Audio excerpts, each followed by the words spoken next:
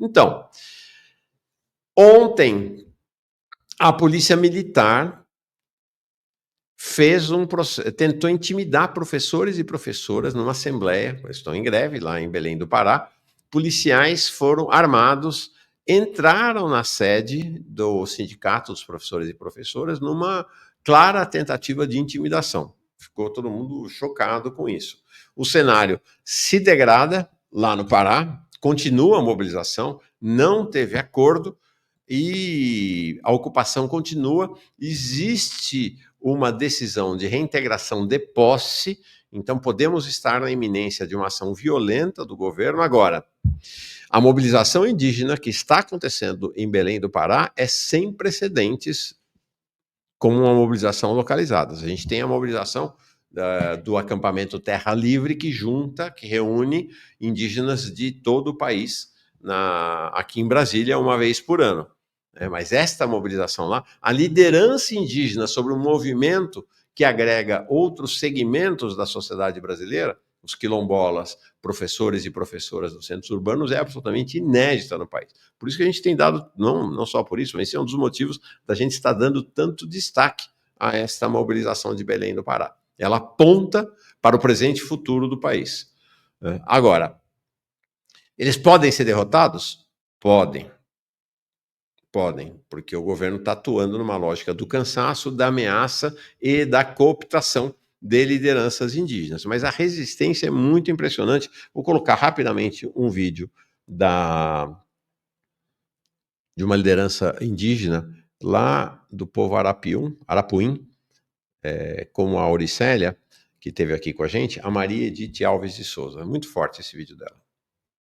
Alves de Souza, moro em Teimaró, no município de Santarém, Rio Arapiuns. Então, eu vim aqui acompanhar o meu povo que vieram comigo, para a gente falar com o governador sobre essa manifestação, sobre a educação que eles retiraram. Então é por isso que eu estou aqui, nós estamos aqui na SEDUC, porque se não fosse isso, jamais nós estávamos ocupando aqui esse espaço, que não é só deles, como é nosso também. Essa casa é nossa, não é só deles. Então, como eles estão tirando o nosso direito, não querem respeitar a gente, é por isso que nós estamos aqui. E nós só vamos sair daqui quando eles virem aqui falar com nós. Durante não virem falar com nós vamos ficar aqui, acampados nessa casa. Eu não estou nem aí se alguém está perdendo de trabalhar. Eu estou perdendo o meu trabalho também. O meu trabalho está lá, empancado, não tem quem faça nada para mim. Eu também estou aqui. Durante eles não virem, eles não vão trabalhar direito também. Porque nossos trabalhos estão tudo parado, tudo paralisado. Isso é uma falta de respeito que esse governo está fazendo com nós. E já era para ele ter vindo aqui, conversar com nós, se acertar, para ver se ele revoga essa lei que ele apoiou, só ele. Parece que era só ele que vivia no mundo. Então isso é uma falta de respeito que esse governo tem este ano. Se eu então soubesse que esse governo era desse jeito, jamais tinha votado para ele. Tá aí.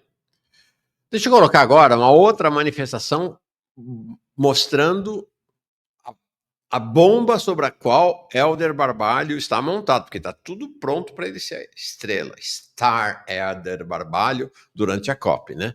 Ele com o presidente Lula. Acho que esse ano não vem, sei lá, o Macron deve vir, mas não sei, vão os três aparecer de mão dadas lá na floresta. Está tudo pronto para isso. Só não tem tem duas coisas que não estão nessa conta, né?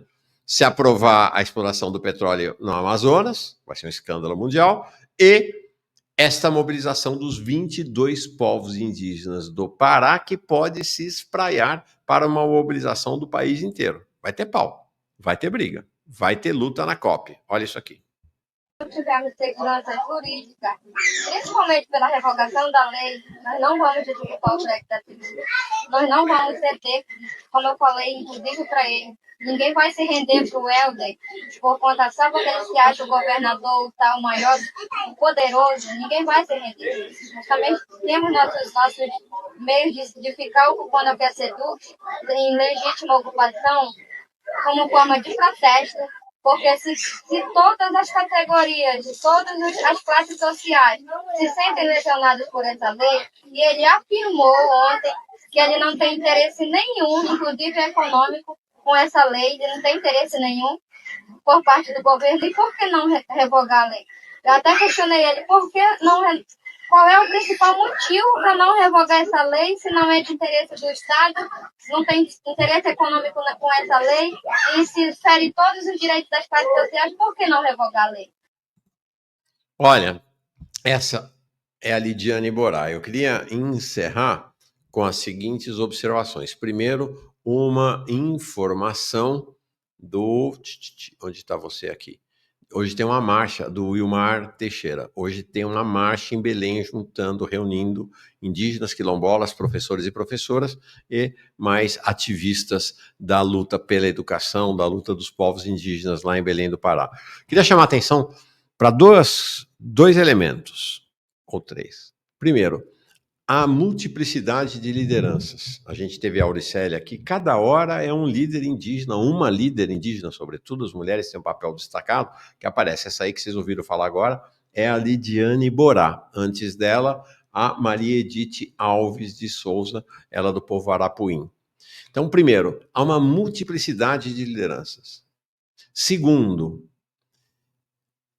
eles têm um jeito nessas lideranças indígenas, essa mobilização indígena, um jeito de se referir ao governador, portanto ao poderoso de plantão, sem qualquer deferência. Para mim, me chama muito a atenção. Tem que vir aqui, é o Helder, não é mais nada. Existe uma coisa na sociedade branca, na sociedade estabelecida, de que há sempre uma posição de uma certa deferência em relação à autoridade. Quem assistiu a entrevista ontem dos jornalistas com o Lula, com o presidente Lula, viu. Os jornalistas, os jornalistas, meio que assim, agradecidos ao presidente Lula, porque ele está dando uma entrevista que é a obrigação dele dar, entendeu? Vários deles dizem, agradeço o presidente, essa postura servil, que é uma característica, né, na sociedade branca. Nós somos ensinados a isso, né, a abaixar a cabeça, é senhor, é senhora, é doutor. Esta liberdade indígena de povos, né, porque são vários povos, né, só lá no Pará, nessa luta, estão 22 povos, que se tornaram especialistas em resistência ao genocídio, a que eles têm sido submetidos ao longo dos séculos. Esta falta de deferência é muito importante, sabe? São uns dos últimos da escala. Os indígenas, junto com os quilombolas, junto com moradores de rua, são os últimos da escala nessa sociedade. E eles têm altivez. Tem uma altivez, tem um olhar para o Helder Barbalho, Helder. E outra coisa, né? Eles têm uma estratégia, né? O Gustavo Barreto dizendo costume burguês, tem total razão, né? É um costume que a dominação na sociedade branca, vamos dizer assim, né? Na sociedade estabelecida, foi ensinando para os dominados, para os pobres, né? Foi tentando ensinar, tentando incutir na cabeça. Isso chama muito atenção. E a outra coisa que é a estratégia, né? Tá bom, você pode até nos derrotar aqui, mas nós vamos infernizar a COP.